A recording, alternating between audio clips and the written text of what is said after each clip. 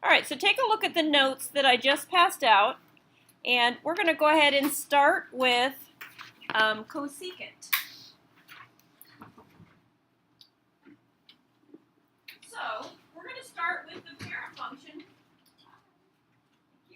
y equals sine x. So what I'd like you to do on the grid is I want you to graph y equals sine x.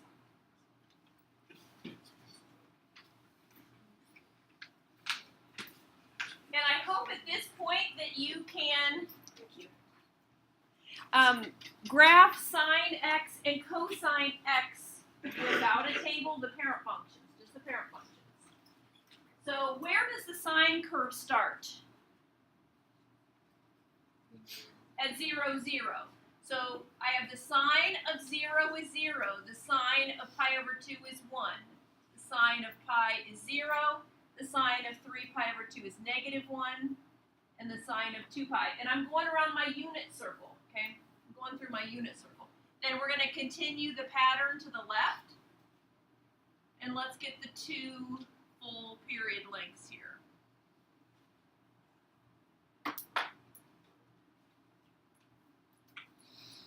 All right, step 2. What trigonometric function is the reciprocal for sine x?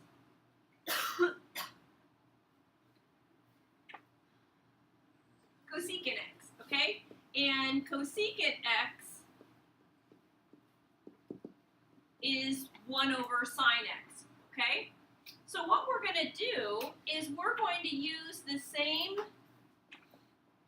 5 key values that we have for sine and cosine, 0, pi over 2, pi, 3 pi over 2, and 2 pi. And I want you to plug them into 1 over sine x. So we know that the sine of 0 is 0, so what happens when you get 1 over 0? It's undefined, and graphically speaking, what happens? It's a vertical asymptote, right? Okay, so let's just tuck that in the back of our minds. The sine of pi over 2 is 1, so 1 over 1 is 1. And you can even look at your graph if you want. If I look at pi, the sine of pi is 0, so wait a minute, I'm getting another asymptote. At 3 pi over 2, sine is negative 1, so 1 over negative 1 is negative 1. And then at 2 pi, it's going to be undefined. So let me pick a pretty color here. So at 0, I'm going to have a vertical asymptote. At pi, I'm going to have a vertical asymptote. And at 2 pi, and likewise, it's going to continue on the left. So let's go ahead and go over there as well.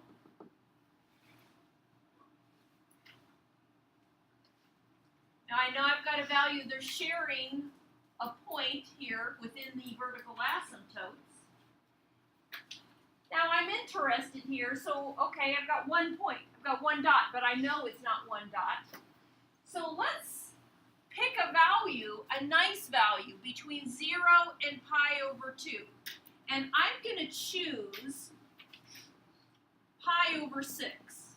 And the reason why I'm choosing pi over 6 is what is the sine of pi over 6? 1/2, okay? And this is why we're doing these quick quizzes, because we can't mess around with, what is that? And I've got to go figure it out. I need to start knowing those. So the sine of pi over 6 is 1/2. So what's 1 over 1/2? 2. So wait a minute. So pi over 6, that's about, a third of the way up. And we're going to put a dot up at 2. And then how about 5 pi over 6? That would be a value between pi over 2 and pi. And again, the sine of 5 pi over 6 is 1/2. So then the cosecant is 2. So what ends up happening is the cosecant graph is a U shape. It's not a parabola, okay? It's not a parabola, but it is certainly a U shape. And then I could go here, and if I did 7 pi over 6, that's negative 2, and 11 pi over 6 is negative 2. So then you just follow your pattern.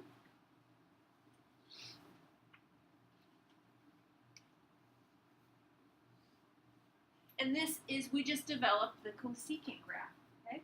And if you ever forget, and honestly, you know, if it's been a couple months since I've done cosecant and secant, I do a real quick sine curve, and then I know where my asymptotes are and where the u is going to be up or where it's going to be down.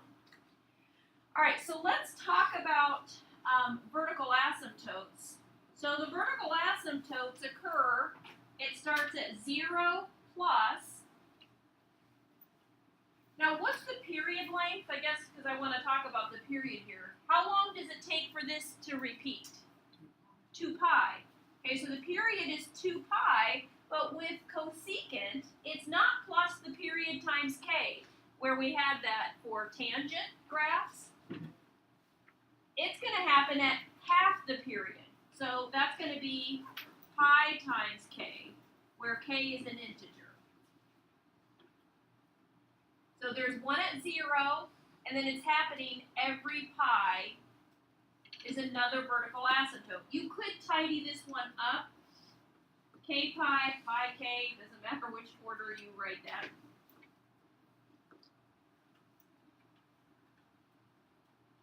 So my domain is going to be everything except the vertical asymptotes. And I don't know that you can read that because it went into my graph. So the domain is x is not equal to pi k, where k is an integer.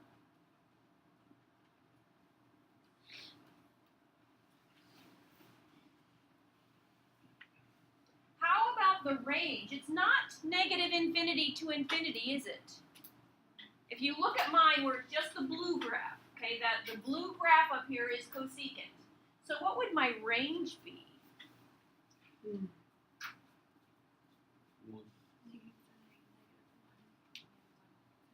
You got it. Negative infinity to negative 1, and it touches negative 1, so we're going to use a bracket. Union, it touches the y value of 1.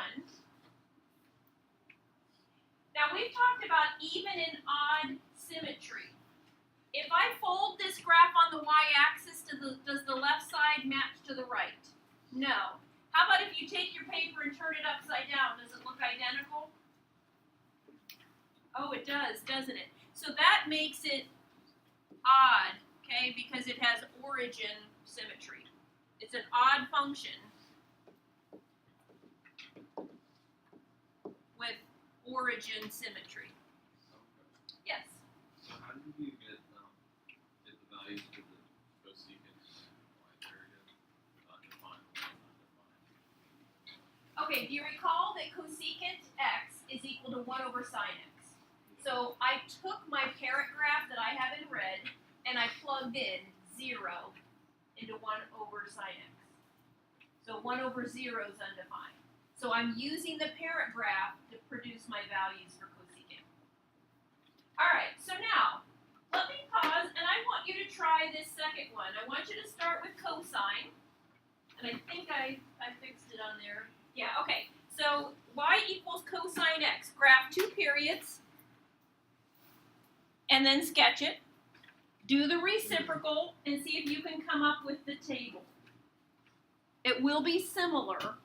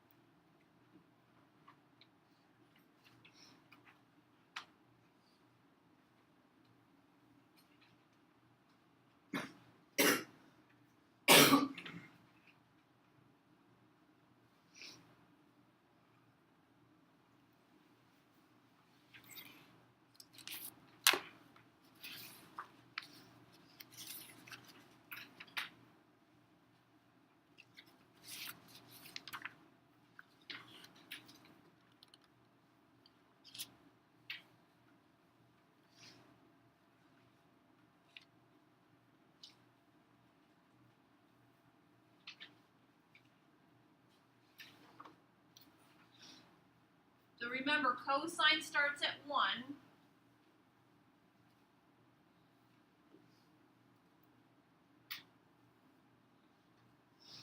Then follow your pattern to the left.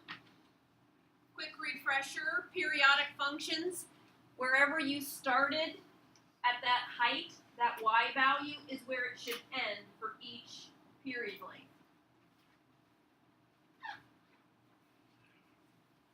All right, so this is supposed to say cosine. So cosine has a reciprocal of secant.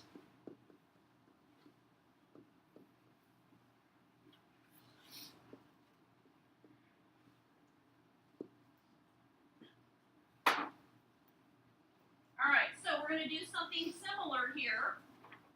In our table, we'll have 0, pi over 2, pi, 3 pi over 2, 2 pi, and you want to look at your parent graph here. The cosine of 0 is 1, so secant of 0 is 1. Then the cosine of pi over 2 is 0, so 1 over 0 is undefined. So either you're using your graph, you're using your unit circle. So the cosine of pi is -1. So 1 over -1 is -1. Cosine 3 pi over 2 is 0. So 1 over 0 is undefined. Cosine of 2 pi is 1. 1 over 1 is 1. So then everywhere you have cosine is 0, that's where you're going to have a vertical asymptote.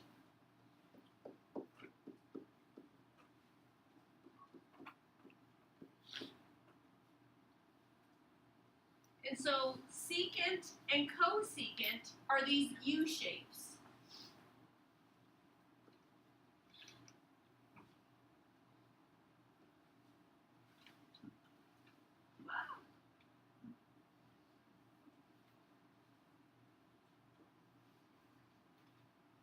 You can finish those U's on the end if you want, or leave it like that if I'm technically chopping at -2 pi and 2 pi. So my vertical asymptotes are going to be at, the first one's at pi over 2 plus, and it's half the period. And the period for secant and cosecant is 2 pi. So they are similar to their parent function, reciprocal sine and cosine. So the domain is everything except the vertical asymptote. So it's x cannot be equal to pi over 2 plus pi k. The range is -infinity to -1, union 1 to infinity. So this is an even function. If I fold it on the y-axis, it does in fact have y-axis symmetry.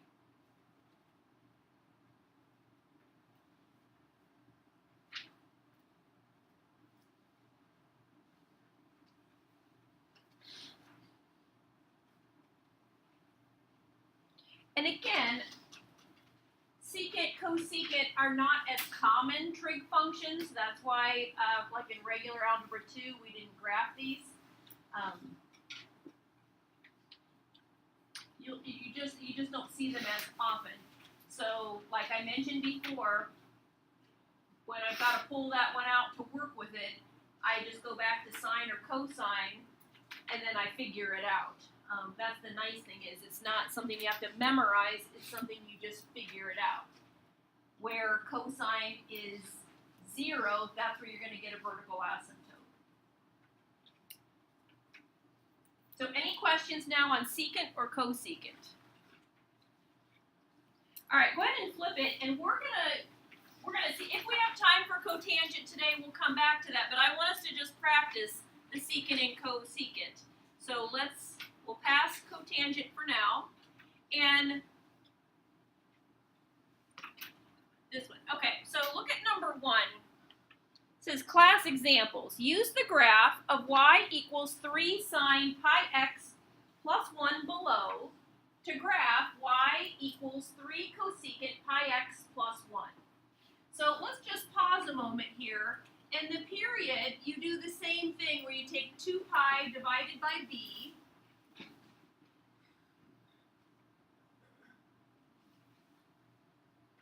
For the sine curve, I have an amplitude of 3, and I have a vertical shift of up 1, or positive 1.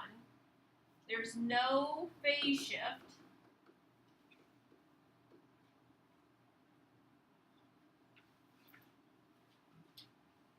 So what we're going to do is, since it has a vertical shift, we're going to go ahead and draw.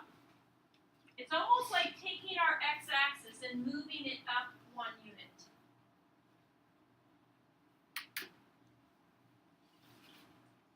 So now, my vertical asymptotes, okay, the vertical asymptotes are going to occur where it's crossing our new x-axis. That's like where the 0 is going to be.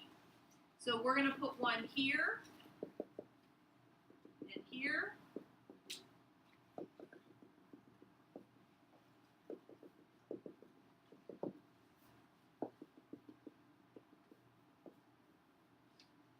and then your u's are up here, and then down here.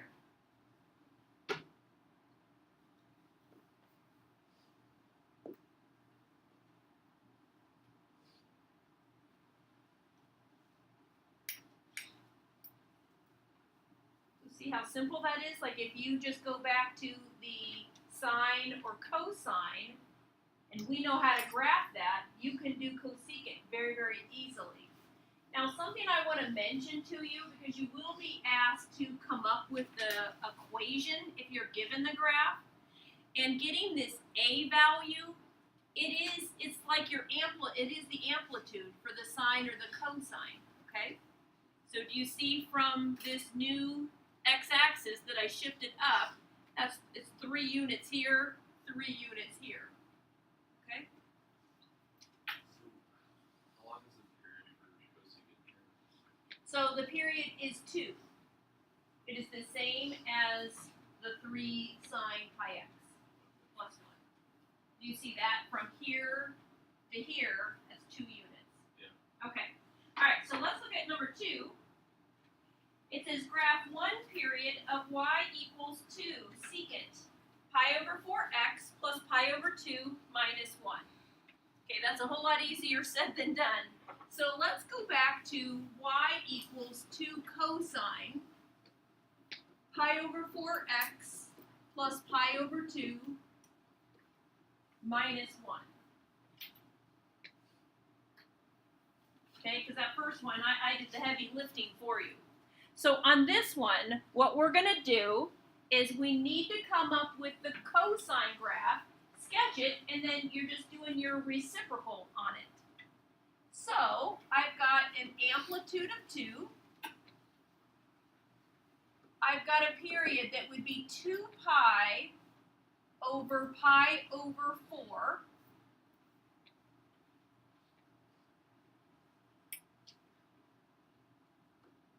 So if you take 2 pi times 4 over pi, that's going to be 8. I have a vertical shift of -1 or down 1. My phase shift is negative pi over 2 over pi over 4. So wouldn't that be -2 or left 2?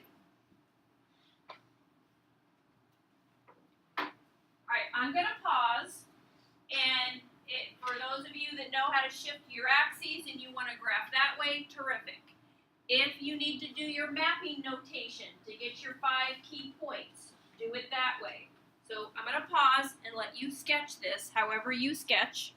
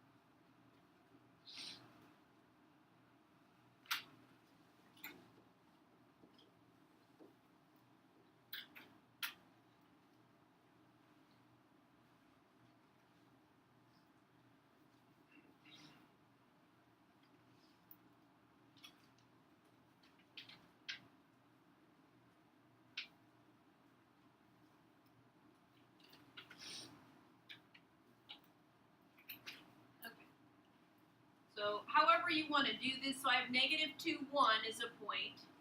0, negative 1. 2, oops, I didn't go far enough. Negative 3.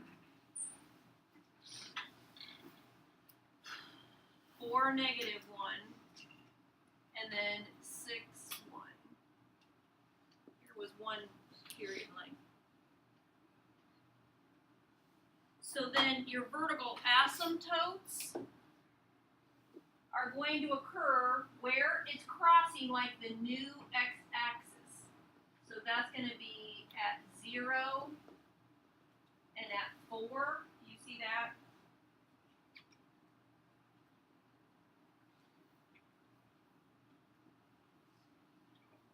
Yeah. And the ratio taught us to find like the x value from going from the parent. You do like the opposite. So it'd be like x times 4 over pi minus pi over 2. And now that gets the same thing. That's I think you're just remembering part of it. I think you do the opposite of this times 4 over pi. You take the opposite of this times 4 over pi. You should do it. So then I'm going to get, so then there would be another one here, vertical asymptote, if I kept it going.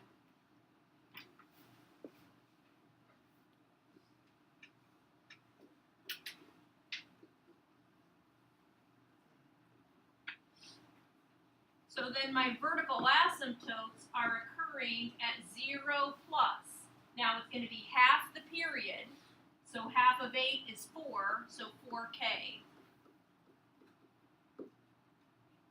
Or, like, you don't really need to say the 0 since that's just my 4k.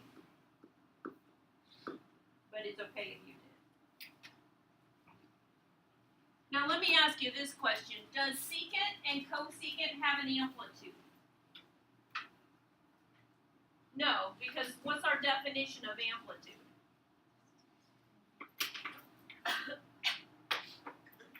Isn't it half the distance from the maximum to the minimum?